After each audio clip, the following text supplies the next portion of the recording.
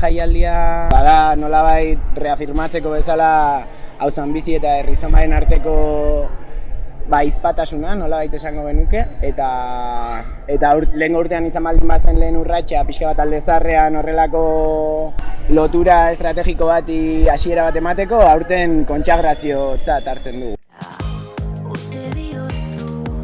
Auzoan bizi eta herrizoma dira Alde Zaharrean, Gasteizko Alde Zaharrean kokatzen diren bi kolektibo.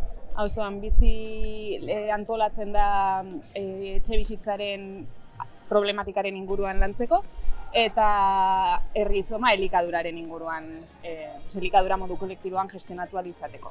Daramagu ja denbora bat elkarlanean eta pixkat saretzen, eta igual bai Gasteiz mailan, bai Alde Zaharre mailan dauden beste kolektibo batzuekin saretzen, eta tira sortzen da pixkat bati burri horretatik ere.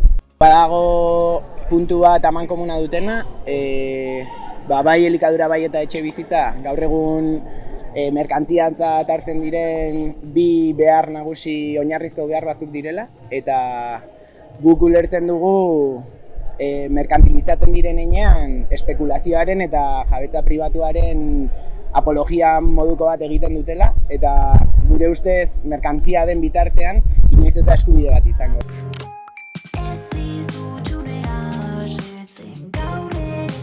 Batzen gaituena da nolabait hildo ideologiko antzekoetan mugitzen garela.